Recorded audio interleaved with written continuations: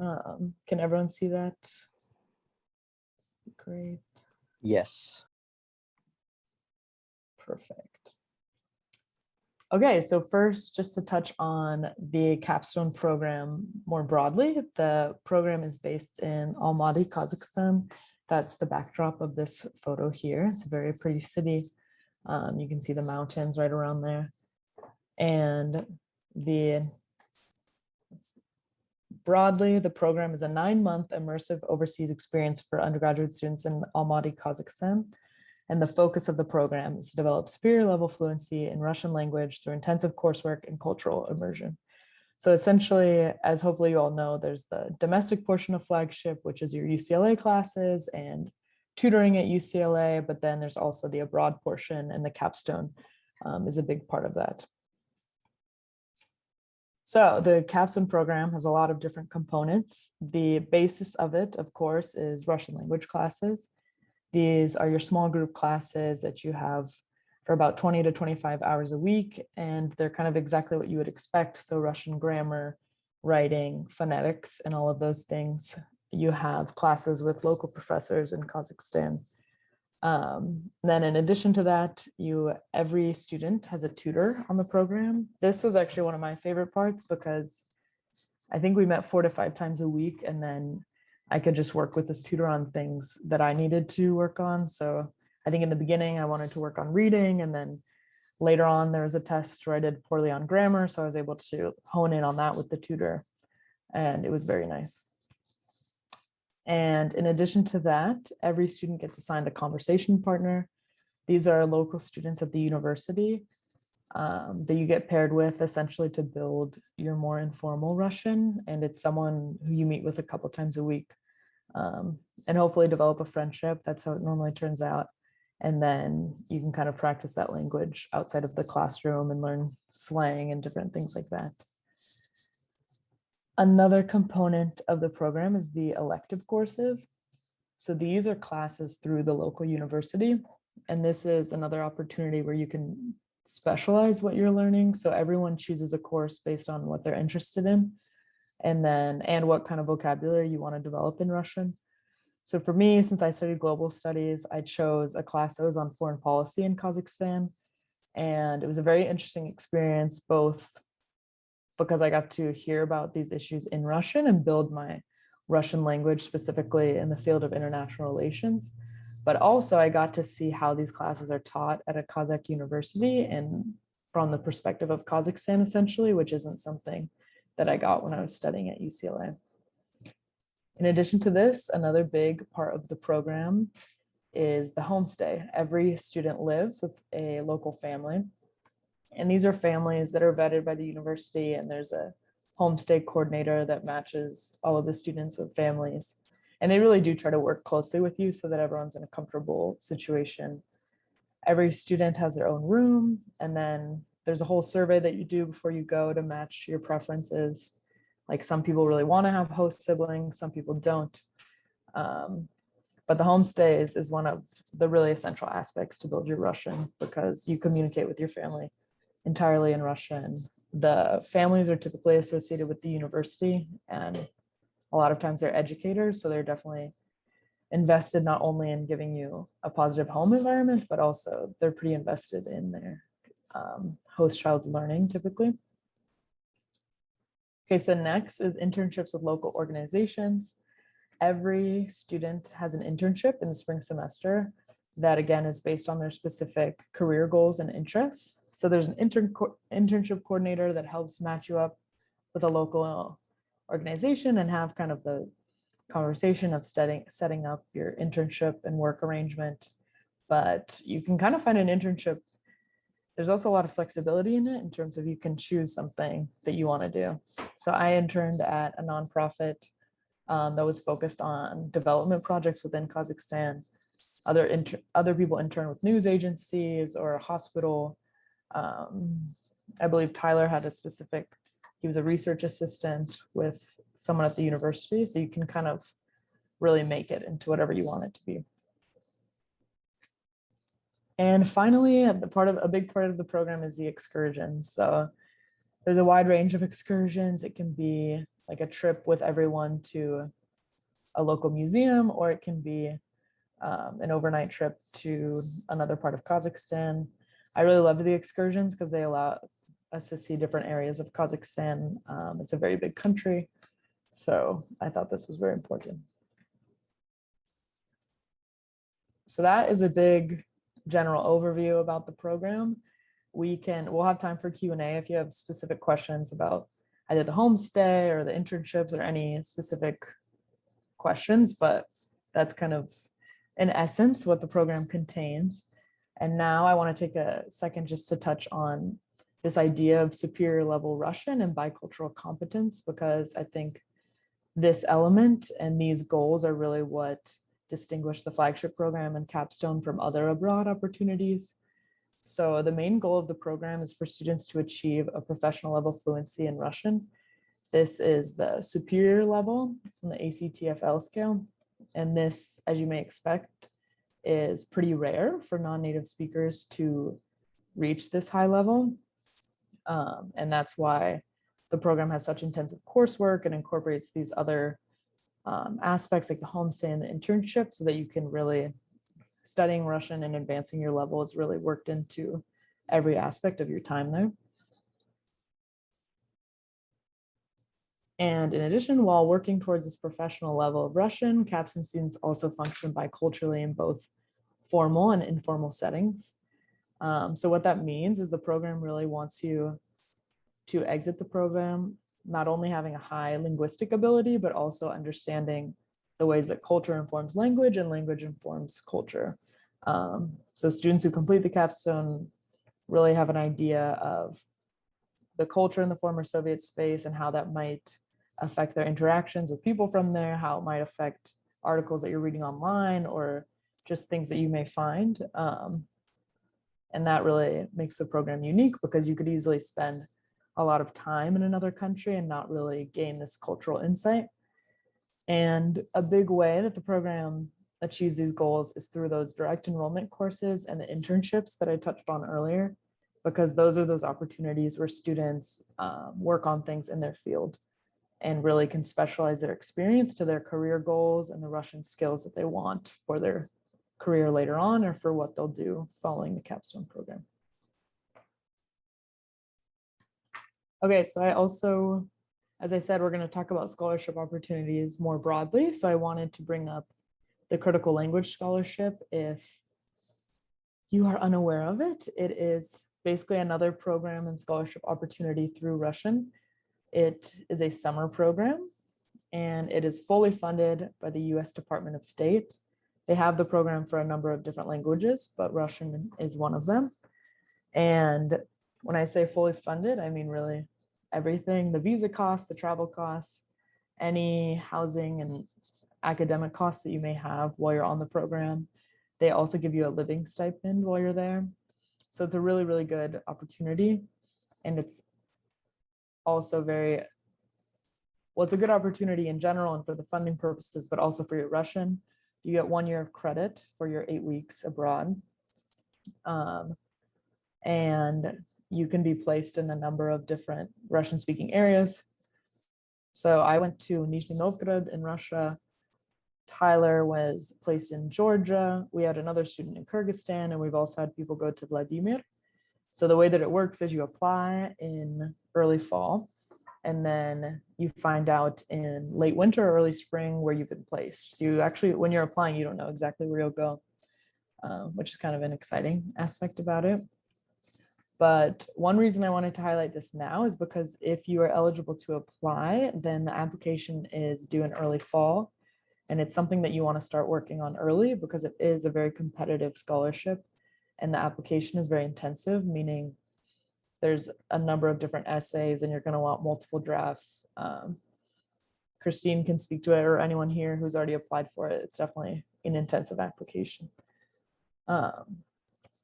But I will encourage you all, when you are applying, that the essays and the questions that you answer in applying for this scholarship are things that are really relevant for other applications and scholarships, like the Boren scholarship, which I'm about to talk about, but also even job applications in grad school. You normally have to have a pretty worked out personal statement. And so even though you especially with the CLS being so competitive, it may feel like the essays are taking up too much time, but it really is a valuable exercise. And these are essays that you pull on later on.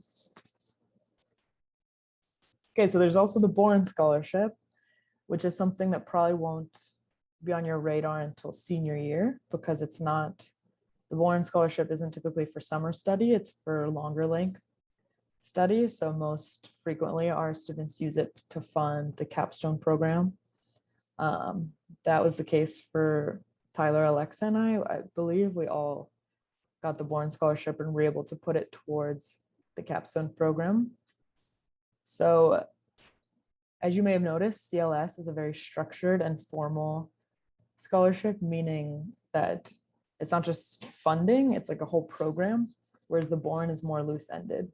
So it's basically an amount of money that can go to people who are studying any critical language. And something that comes with that money is that everyone who does the Boren Scholarship does have a one-year public service commitment, meaning that at some point when you come back from being abroad, you need to work some job in the federal government. There's a lot of, that can mean a number of things because there's so many things that are covered under the federal branch. But it also means you get an advantage when you're applying for these jobs because you have non-competitive hiring eligibility, which by the way, you actually get if you do CLS as well. So receiving both of these scholarships can be kind of a stepping stone into a federal job if that's something you're interested in. So before I finish, I did just want to touch on a couple of application tips that apply both to CLS and the Boren, which is that you really want to make a clear connection between your target language, so Russian, and then your academic and career plans. Basically, in both of these cases, they're making a big investment in you by giving you this money to fund your studies, and you want to prove to them that you're going to keep studying Russian and that it's going to mean something for your future plans and for your career. Basically, they don't want to see that you're just going to use their money to go abroad and have a good time and then ditch Russian. So really think of how Russian has been important to where you are now and where it can take you and why studying Russian is important to your goals. So those are some things to start thinking about for either of those applications. And then, so just a reminder, if you are a senior or applying for Capstone, your Boren application and your Capstone application are both going to be due, I believe in January, correct me if I'm wrong, Dr. Cresson. And then CLS is normally due in November and the application opens in September. And as I said, these applications are all pretty intensive. So these are things you want to start working on early.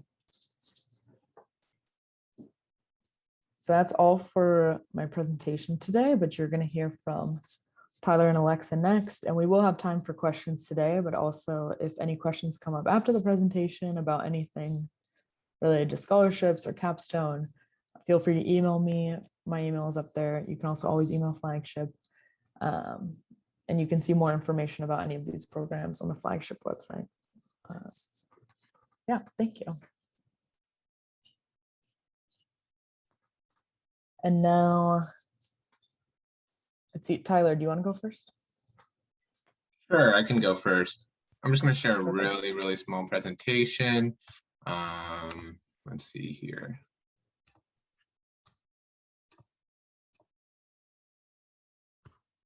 All right, so you guys all know Russian Flagship program.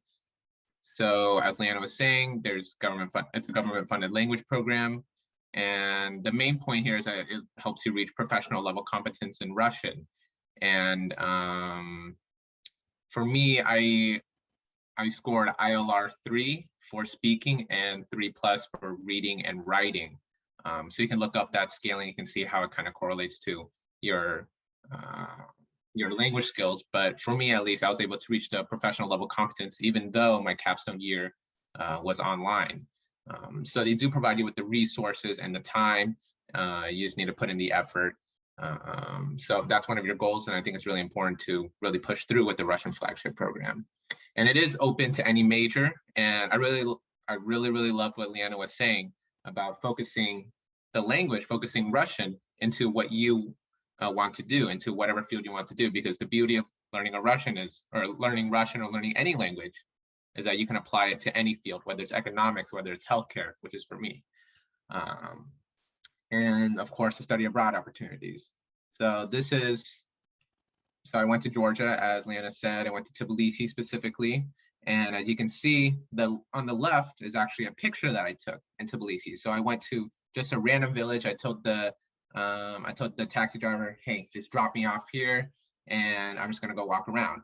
And so you can see there's beautiful hills, beautiful mountains, and you can see the, well, not in this picture, but there are like krepas, how do you say that? Fortresses just dotting along the coast, and it's just amazing. And on the right is obviously the Georgian food. You'll see the Russian soup dumplings, khachapuri, cheese and bread. You can't really go wrong with cheese and bread. I thought I loved cheese and bread, but really Georgians love cheese and bread.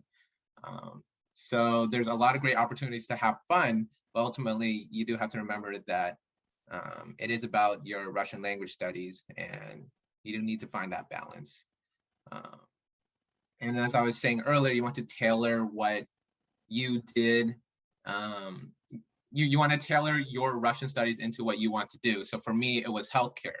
And you can have kind of an artistic twist to it if you'd like. So for me, I did my internship on a stroke rehabilitation in Kazakhstan, which is insult in Russian. So I talked about a Chekhov poem, "Обренности жизни," about the frailty of life. And then I related that back to strokes in the modern world. And so again, you can frame language however you want. And this is really fun. And the Capstone program does a great job at letting you be artistic about your work and tailor your Russian to whatever you want to do. And then for another project, I talked about bone loss in astronauts, which is completely different. You know, we're talking about aerospace medicine here. And so you can reach a really high level professional Russian and talk about stuff like scientific articles and talk about bone density and then simplify that into layman's terms for a wider audience. So again, the Russian Flagship program provides you with amazing opportunities to, you know, do these kinds of projects. So yeah, you can contact me, Catherine, and of course, Dr. Crescent and Leanna, if you guys have any questions about that. But that's my little tidbit about Russian Flagship and my Capstone program and my CLS experience. Great, thank you so much, Tyler. Alexa, could you chat with us a little bit? Yeah, definitely. I'm just gonna share some photos of my experience. So I, like Tyler, did the online Capstone program in the past year, but I did have the opportunity to study abroad in Kazakhstan the summer before my senior year on the RLAS program. So I did get a little bit of taste of Almaty and what Kazakhstan is like. And just want to share a little bit about my experience there and some of my top application advice for anyone who is applying this cycle to either Boren or Capstone. But I think the biggest thing that really makes a Capstone program great, which is what Tyler was touching on, is how much kind of flexibility you have to make your Capstone program about your own academic and career goals, and to really tailor your experience to what you want to get out of it. On the one hand, the program is, you know, very structured, very rigid, and will provide you with the structure that you need to achieve superior level Russian, even online, which was amazing to me. But on the other hand, you have a lot of freedom to pursue your interests. So when I was in Kazakhstan in the RLAS program, I went in knowing that I was going to write my senior honors thesis for the history department in the fall. And so I decided that I wanted to be able to do archival work in Kazakhstan and kind of do all of my research while I was on the RLAS program. And that was something that I was able to do, was able to bring a little letter of introduction to the archives and work on my thesis while there. So there's a lot of opportunities just depending on your interests, and you just kind of have to seek them out. But that is one of the really great things about the program, is that they will help you find these opportunities, both for your own interests and for your internships. was another thing that was a really great opportunity, even virtually, was the internships. I worked at a news agency called 365 Info, and they basically just run a Russian language news site. But I also found that I had a lot of like flexibility and freedom to pursue my interests even within the context of the internship, because they basically asked me to find articles in English language news sources that had to do with Kazakhstan and Central Asia in general, and kind of that gave a Western perspective on events in Kazakhstan, on relations between the US or other English speaking countries and Kazakhstan, and also kind of like a tourist perspective of Kazakhstan sometimes. So that was really cool to kind of do that research and kind of develop more of an understanding of what is the typical understanding of a Westerner of Kazakhstan, and how that is different from being there and also from being online studying with professors from Kazakh National University.